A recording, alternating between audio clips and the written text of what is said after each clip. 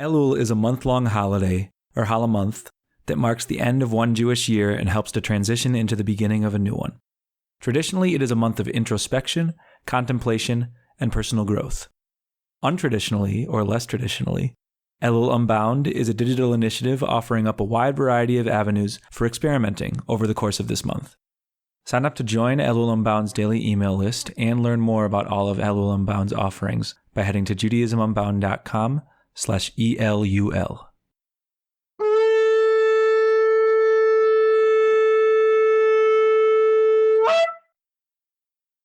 This is a special bonus edition of Judaism Unbound, prepping for the Holi-Year.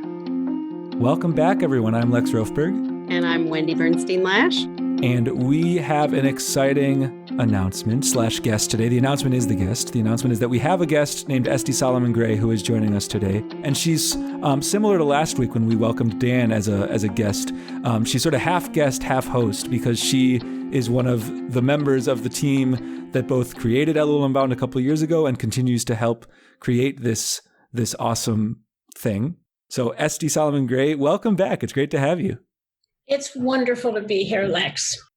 Yeah. And one niche, one role that Estee has helped to play as we've put together some of these mini podcasts over the years is that we turn to Estee when we want to have conversations about the flow of Jewish time in various ways. And it is a perfect thematic week to do a little bit of that because this week, drum roll please, we are diving into a theme all about Shmitah, which is the sabbatical year, which is to say a year-long period of time. Now, you might be asking, what is that, Lex?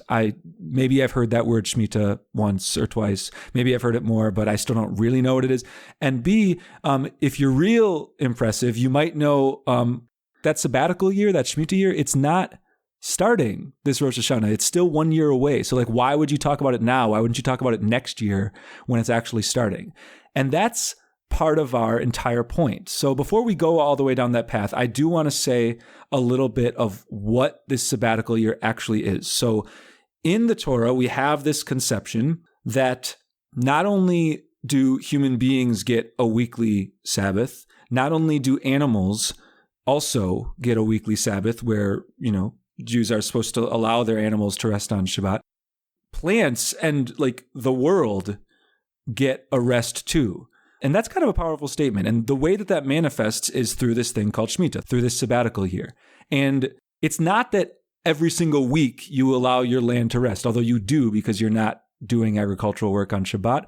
But that wouldn't really serve much of a function because the way that plant cycles work is much different than the way that human and animal cycles work. They need a year-long rest every once in a while. And so the way it works is the way people tend to translate it is every 7 years you let the land lie fallow. I never hear the word fallow in any other context other than this one, but you let the land lie fallow, which is to say you don't do all sorts of different kinds of agricultural work that you would normally do if you are an Israelite living your life according to the flows of agricultural time that are described in the Bible. So that's kind of what this thing is. There's also a big thing where every 7 sabbatical years, which is to say every 7 sevens, every 49 years or every 50 years, there's a big version of this called Jubilee, which is a whole other set of stuff that we're actually not going to go that into, but you can have a fun Google deep dive if you're interested. So that's a little bit of context laying. Estee, can you help us start to unpack why we would be connecting to this sabbatical year a year in advance and how it might resonate for us, particularly in this moment that our world is facing?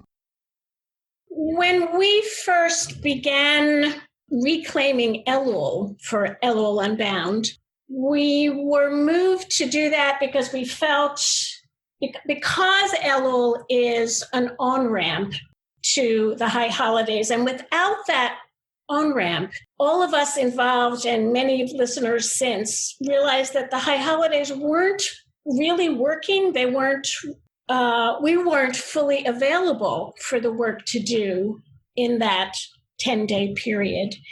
And similarly, with this amazing technology, this time technology, this ancient wisdom that we've lost, which I call time technology, we need a whole year to get on-ramp to the great year of the Shmitah.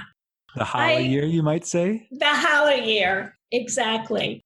And I always view time as this, the time that we live as sort of a flatline clock ticking thing. And then we have many, many other waves of time that we're living, the weekly, the daily, the Shabbat. And here suddenly we're remembering that we have a 7-year cycle, right? And 7 years is social time. 7 years is natural time. 7-year cycles are a whole different beast than the ones that we, especially modern progressive Jews, have tended to focus on, and that we've reclaimed thus far in reclaiming Elul. So reclaiming Shmitah, the time technology that we're now reincorporating into our lives, is a tremendous opportunity, particularly because of its emphasis, and Lex, you haven't mentioned this, yes, on social contracts. You not only leave the land fallow and take a bunch of individual activities, but slaves are let free, deeds and contracts are rewritten at that 7-year and that 49-year time frame. So this next Shmitah year is the year of new contracting, new social contracting. And if there were ever a time for us to begin reformulating our contracts with each other and our society, then this actual moment, Elul 57, 80, 81, Justice Time 2020, 21, I don't know. It's like just in time technology. You gotta love it. Yeah, so a couple things come up for me. And one is I appreciate that you also brought in, it's not just about the land, Estee, but it's about releasing people from loans and releasing slaves and considering the time that we're in now. And we're looking at all of the ways that we need to readjust our communities and our institutions to honor past wrongs. Shmitah fits so perfectly into that. I did want to mention that as a spiritual director, I do use the term fallow. And I wanted to say that because amazing. It's like, to me, that's what Shabbat embodies, is fallow time. And I have needed fallow months, longer than months. Maybe I've needed fallow years. And to give permission to see what's emerging. And I think that is also a huge piece of Shmitah. It's like, we don't change overnight. The world doesn't, bad things like pandemics and whatever do cause shifts overnight. But when we're really trying to restructure our societies and find a new way of being, that does take time, and we have to give it that time. And so we have a whole year, if we take it, to then be ready for what's this new growth that's coming out, and how are we going to put up new scaffoldings and take down the old ones. Yeah, well, I feel like there's a non-trivial way, and I hope it doesn't come off as a stretch. I don't think this is a stretch, but I think there's a way in which Elul and the 6th year in the Shmitah cycle, which is to say the year we're starting, which is the year before Shmitah, I think there's a way in which they parallel each other. And I'll make the argument, like Elul, first off, is the 6th month. So 6th month paralleling the 6th year before a big 7 is clearly a parallel. So the 7th month is when Rosh Hashanah and Yom Kippur happen, even though we think of it as the beginning of the year. It's the 7th in the Torah. And the 7th year is the Shmitah year. So in both cases, when you dive into the text that talk about the laws of the Shmitah year, the sabbatical year, right on the first pages, it actually doesn't say, on the 7th year you do X, Y, Z. It says, in the 6th year, you have to prep in all these ways. I'm not being, meditative, Elul-y, contemporary Lex. Like, this is actually how that book starts. You can look at the Mishnah on Shvi'it, which means 7th. It's talking about the 7th year. Right at the beginning, it's like, here's all this stuff that you can do in the 6th year. And at a certain point in the 6th year, you actually have to stop some of those things, because if you didn't, it could encroach on the 7th year, all of this stuff. But it's clear that when you care about the 7th year, when you care about the conception of rest in the 7th year, there's a way in which you have to be considering that long beforehand. Natty Pessow came onto our show recently, and he argued that when you have a sabbatical year, it's not only the year before, like for all 6 years before, you have to consider in your mind, oh, there's going to be a year down the line where I can't do a bunch of stuff. So I have to keep that in mind. It flashes to that Joseph story where like they have to prep for the years of famine that come because they have to store aside all the food because they know there's going to be years of famine. And so they store extra stuff. Like there's a way in which that has to happen if you're going to buy into this sabbatical year. But basically, Elul is the 6th month, and it's before a big turning point. And the 6th year is a big year of preparation that comes before the 7th. I also would argue, by the way, that the 12th month, which is to say Adar, which comes at the beginning of the calendar year of secular time, it comes, February-ish. That also is kind of like, it's a lead-in. It's like prepping you for Passover, which is the first month of Nisan. There's a way in which this 6 and this 12 seem to be serving a role of prep before we get to the turning of the page. We need time. If we need a month to prep for 10 days of the high holidays, if we need all of Elul to do that, we clearly need at least a year to prep for a full year of Shmitah if it's going to mean anything. And I want it to mean something. I'll be honest. I sort of was aware of the most recent one 6 years ago, but I didn't really incorporate it into my life in a deep way or into my communities that I'm a part of because I didn't start thinking about it till like a month before. So we should do that this time, What I love about Shmitah and the concepts of it, though I never managed to reflect it in my life until this on-ramp year and next year, is that it's about processes that we as humans have something to do with. We have roles to play in them, but these are not things that happen in human time. They happen in field time, right? Laying your fields fallow. They happen in changing the systemic institutions of your society, which happen in, let's say, 7-year cycles or 50-year cycles.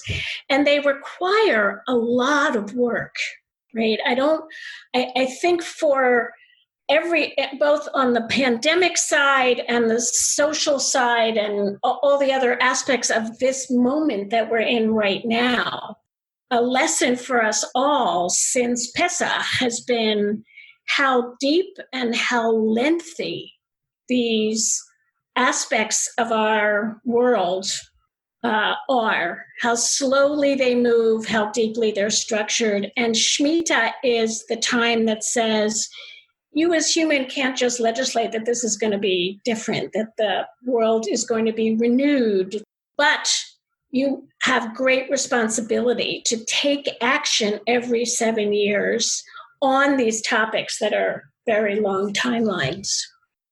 I think what comes up for me too is the sense, and we see this over and over in Judaism, that the quality of giving space for and time for is so important and so honored that, we're kind of designed that we give on-ramps or funnels, as I like to think about it, is, it's really hard to conceptualize something that is out in the future a year or 7 years. So you just start in, and as you get closer and closer, it gets more and more intense. But if you don't start with that initial process and you're there and you haven't done the work. So Elul gets us there in the high holidays, and the 6th year, the pre-Shmitah year, gets us there to really honor that year of what do you need to do if you're going to have a fallow year? If you're going to, what do you need to do so that you can actually have it? It's like all the prep you have to do before you go on a vacation. I'm remembering something that I mentioned either in Elul in past years or just on the main podcast, but when we were in band class growing up, when I was in my concert band in high school and we would have class, I remember vividly that on multiple occasions, our band director had us practice the rests. Like the rests in the music, like the parts where you're not playing anything. So like, what does that even mean to practice the rests, right? Like we would like play a little bit beforehand. And then the whole point was to really practice that moment where we cut off and where we're not playing anything for a second. And so we have to, we're not doing anything when we're letting the land lie fallow. We're doing an activity, which is namely rest, which is, a set of knots, but it's also an active thing that we are doing. So that was a thought I had. The only other thing, and then I'm going to pass to Estee to close us out, is that the ways you're talking about, Estee, how this is a moment to sort of reconsider our world in pandemic, in with respect to issues of racial injustice. Like, I also would argue that it's embedded linguistically in the words that we're talking about. So the word for Shmitah is Shmitah in Hebrew, but the other word is Shvi'it, which means seventh. And the word for seven is the same word as the word for oath. The same root is at play in both. When you make a deep agreement with someone, when you make a kind of sacred oath in the Bible, the word is hishava.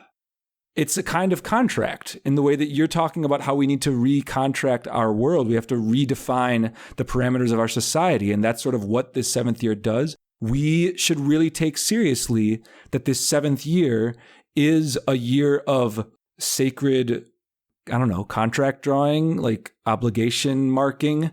We got to we have responsibilities here that are serious, and we would be wise to think about what kind of contract we want to draw up for this world, because the ones we've had in the past aren't doing it.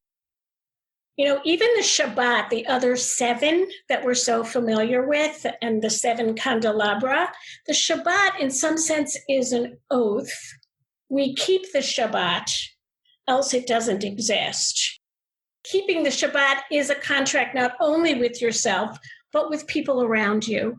We have an oath to time. We've contracted with time itself to do all the work that we need to do, not just resting, but recontracting, re-agreeing amongst ourselves and inside ourselves with how we will live in this world.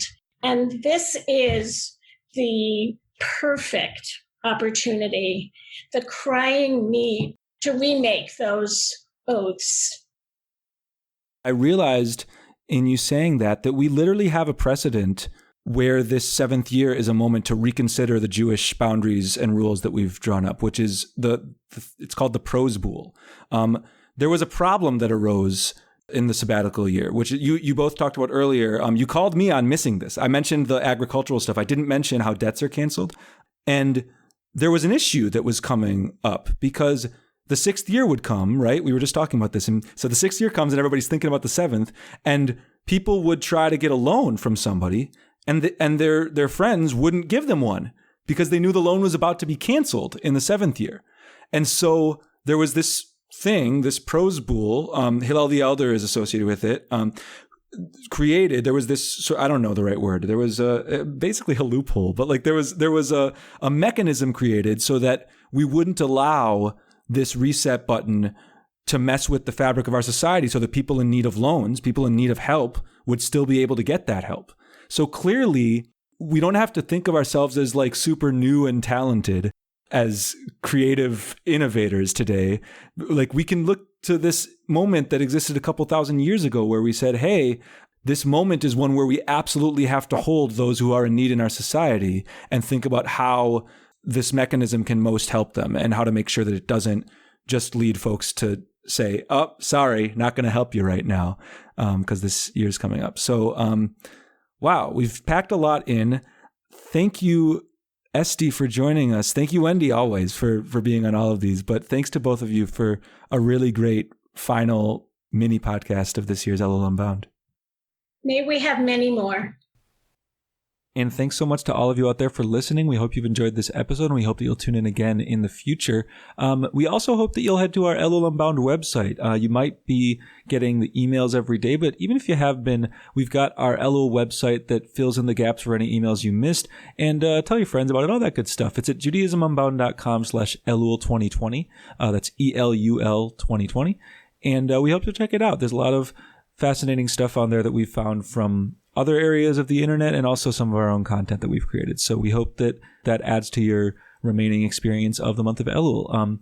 We're going to close this episode out by just asking you to be in touch with us. We really love hearing from you. Let us know how these podcasts resonated, how they landed, if there were things you wish that we said that we didn't, that we could bring in next year. Be in touch with us at elul@judaismunbound.com. We really appreciate notes sent there. And that's it. We hope that these 4 episodes have gotten your mind and heart rolling a little bit as we head into Rosh Hashanah and Yom Kippur. Have an amazing new year, Shana Tova. And with that, this has been Judaism Unbound.